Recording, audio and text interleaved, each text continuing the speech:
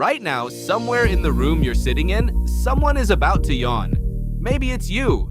Maybe it's the person next to you. And in the next 10 seconds, you're going to feel your own jaw start to ache with the urge to do it too. You'll tell yourself it's because you're tired. It's not. The real answer is far stranger. Your brain has been hijacked. Not by sleep, by something older than sleep itself. Yawning isn't about oxygen. Scientists busted that myth decades ago. It isn't really about tiredness either, not directly. So what is it? Why does your mouth stretch open on its own? Why does it spread through a room like a wave? And why can you catch one just from reading the word yawn in this sentence right now? Let's start with what a yawn actually does to your body. Your jaw drops. Your eyes might water. Your face muscles stretch hard, harder than almost anything else you do voluntarily in a normal day. For about 6 seconds, your whole skull becomes a pump. 6 seconds doesn't sound like much. But measure what happens inside that window. Your jaw muscles contract at near maximum force. Your sinuses expand.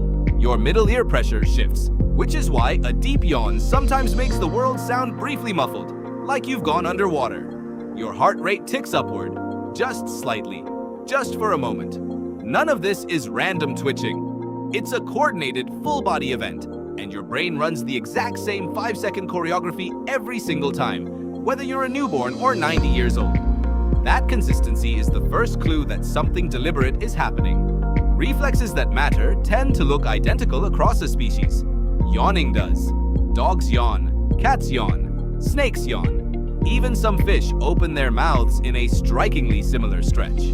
Whatever this behavior is for, it's old. Older than primates. Possibly older than mammals. A pump for what? Heat. Researcher Andrew Gallup spent years studying this exact question. His work found that yawning is a brain-cooling mechanism. When you yawn, the deep stretch of your jaw increases blood flow to your skull. Cool air rushes in through your mouth and nose. That air cools the blood. The cooler blood flows back into your brain. Your brain, like a laptop running too many tabs, gets a thermal reset. This is why you yawn more in warm rooms. This is why you yawn more right before bed, when your brain's internal temperature is naturally rising. This is why athletes yawn before a big sprint, not because they're sleepy, but because their brain is gearing up and needs to stay cool under pressure. Gallup tested this in a clever way. He had people hold either a warm pack or a cold pack against their forehead while watching videos of other people yawning. The people holding the cold pack yawned far less, even while watching the exact same contagious footage. Cool the brain artificially, and the urge to yawn drops. Almost like the body checks its own thermostat first and says, "No thank you, I'm already fine." It's one of the few pieces of evidence in psychology where you can almost watch the mechanism turn off in real time. This also explains something you've probably noticed without naming it. Yawns cluster. You rarely yawn just once. You yawn, then again 90 seconds later, then again. That's not boredom building.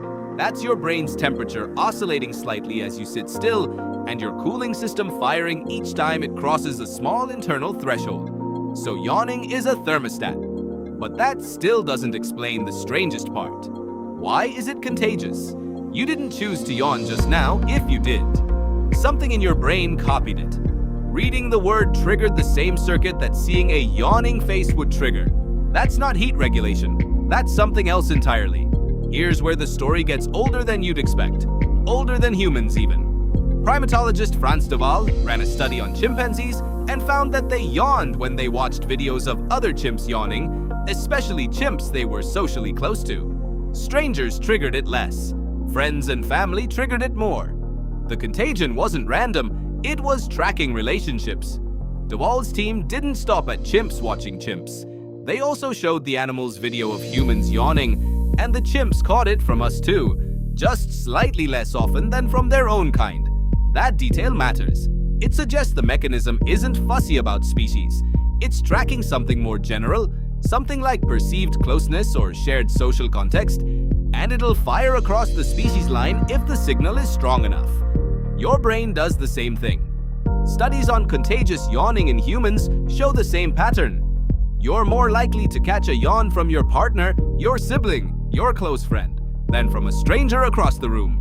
Researchers studying this, including work led by Elizabeth Cerulli on the limits of yawn contagion, found that even differences in social processing change how often someone catches a yawn at all. Read that again. Catching a yawn isn't really about tiredness spreading. It's about closeness. It's a mirror your brain holds up to the people it feels safest with. So now you have two yawns happening at once.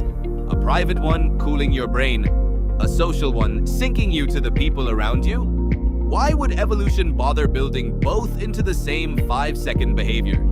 Think about your ancestors 100,000 years ago, before clocks, before alarms, before anyone needed to stay focused through a meeting. They lived in small groups. Survival depended on the group waking up, resting down, and shifting alertness together. A predator doesn't care if only half your group is paying attention. A contagious yawn, scientists now believe, may have worked like a synchronization signal.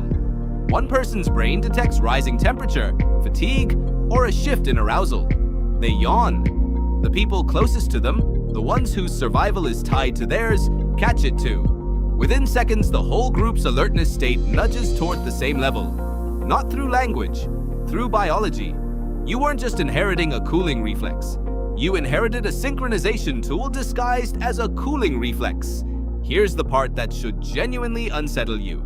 This means every time you catch someone's yawn today, on a video call, on the subway, across a dinner table, some ancient part of your brain is quietly registering them as part of your circle. Not consciously. You're not deciding, I feel close to this person, therefore I will yawn. Your nervous system decided that for you, before the thought even reached the surface. There's a flip side too.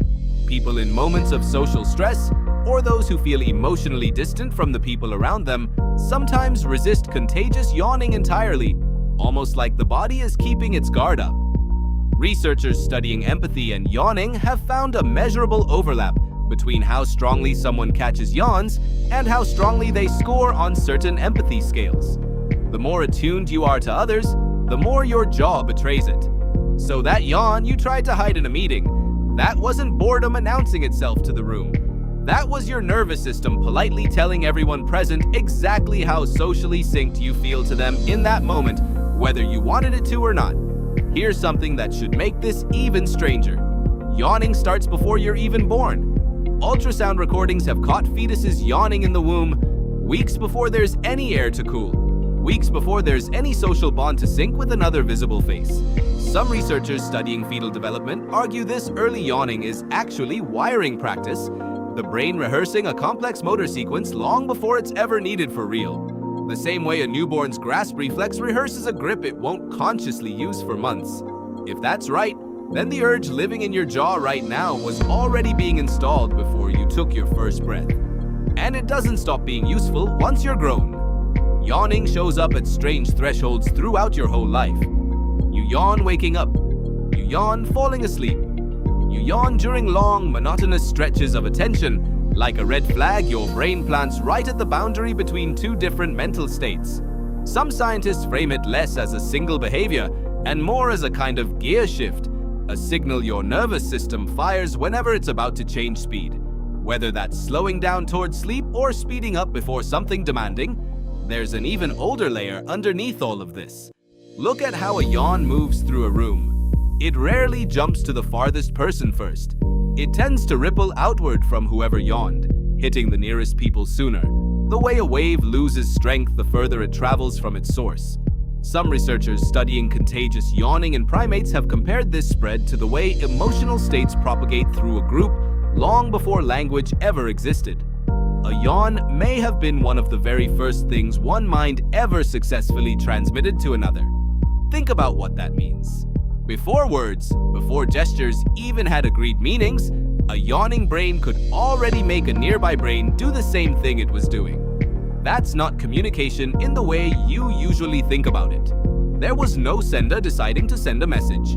There was just one nervous system leaking its state into another, automatically, the way heat leaks from a warm object into a cold one until they match. Now think about the modern world you actually live in. You're on video calls with people you've never met. You're scrolling past strangers' faces on a screen, and somehow you still yawn when you see one yawning even through a phone, even through a tiny rectangle of pixels. Your ancient synchronization circuit doesn't know the difference between a campfire and a video call. It just sees a face, mid-yawn, and fires anyway. Which means this ancient 6-second reflex, built for small bands of humans trying to stay alert together on the savannah, is still running quietly underneath every classroom, every office, every long car ride you've ever taken. It's still trying to sync you to the people around you. It just doesn't know that the people around you now number in the billions, scattered behind screens, mostly strangers. Consider how strange your daily life would look to the ancestor whose brain built this circuit. They yawned around a fire, surrounded by a dozen familiar faces, all of whom they depended on for warmth, food, and protection from whatever moved in the dark beyond the firelight. You yawn in a fluorescent-lit office, surrounded by people you may never see outside of work, watching a yawn ripple silently down a row of desks in total quiet. No fire, no danger, no shared hunt waiting at dawn. The hardware hasn't updated, only the world around it has. There's something almost touching in that confusion.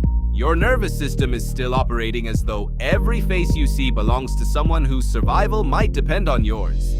It hasn't caught up to crowded subways or video calls with 40 muted strangers, or the fact that most faces you see in a day will never know your name.